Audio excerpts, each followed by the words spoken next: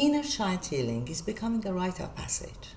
Books, retreats, rare with a sad music background, and the story is very simple.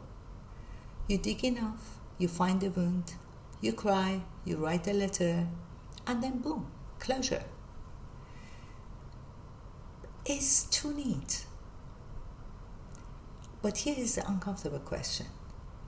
What if going back doesn't always help you to move forward? Attention, I'm not talking about real trauma. Lots of us, we suffered real trauma. War, hunger, boundary violation, disappearance, whole family running on tension. For some, clinical trauma work is really essential.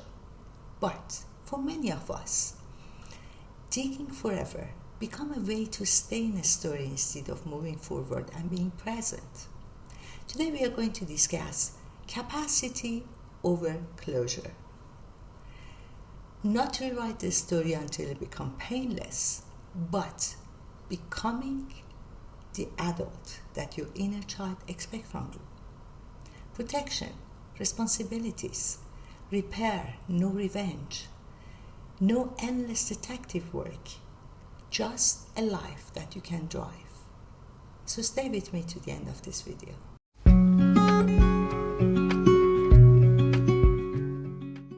So first let's talk about why the clarity keeps shifting. We are sold this fantasy that mind is like a Dropbox in which entire file of your childhood is labeled and perfectly there and you can dig in. But memory isn't at all reply, it's a rewrite. It can shift with mood, belief, suggestions. Just think about what you were believing last year and how you shift with a new belief. You can spend years chasing the perfect original story while your present is sitting in a next door with a light off. Clarity is useful until it becomes a reason to not take action. While the movie version of healing always is a single breakthrough and then all of a sudden peace. But real life is not a montage. In real life, the apology may never come. The explanation might not exist. Your body can still flinch after your mind understands things. Or even maybe you discover the story that you never could believe that exists. When the epiphany doesn't land, it's easy to think, I must have missed something. A wound, a file somewhere, and I should go deeper and deeper and deeper. And the result is you become a case study while your life is on hold. You become convinced that still digging more and more will help you to find your true self. And that process goes forever. Because the truth is, there is no hidden file somewhere that have the exact real wound written on it, that you find it, you open it, and boom, everything is fine. So the question is, so then what? What do you do when the healing epiphany doesn't land? The truth is, digging too much sometimes is traumatizing. Your inner child needs the adult that never had. It doesn't need the therapist that never asked for. Your inner child needs protect, choose, repair. Your inner child needs you to keep the key, not letting the key to danger. Ask you to walk away from a traumatizing conversation, not to win, but to repair. Choose means you steer the next inch of your life without permission, because now you are in charge. If you promise something, you keep it. You keep the promise to that child. Repair means when you mess up, you have the courage to stand and apologize directly. You apologize without attaching entire memoir or your file of wounds. Instead of that, you clean the house. That's what your inner child needs from you.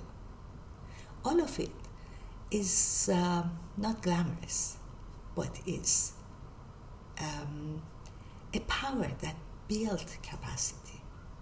When you keep digging on your story, the story steals the microphone from you and it becomes your identity. I know it because I almost cast myself in that movie for quite a while.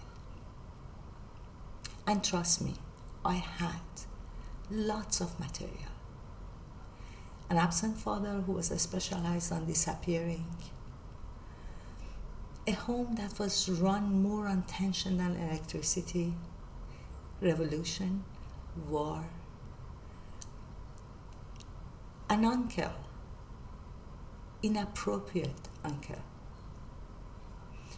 who treat boundaries like it was optional, then exile. It was a chaos with capital C, enough to justify a long life subscription to self-help. But at some point, I had to sit with a strong cup of coffee and admit an uncomfortable truth. The pain wasn't reason I was stuck. Because sometimes to blame your past is really comforting. It helps you to justify yourself. The pain wasn't the reason I was stuck. It was an excuse to not move forward. Until one day I understood one thing. The car was parked there. And in all this time that I was digging inside my wounds and finding every excuse to not move forward, the key was in my hand. After all, crying, journaling, healing, and rage cleaning, this is what I believe now. You become whole, not by relieving every wound, but you become whole by building a life that honors the part of you that is not broken and never been broken. So,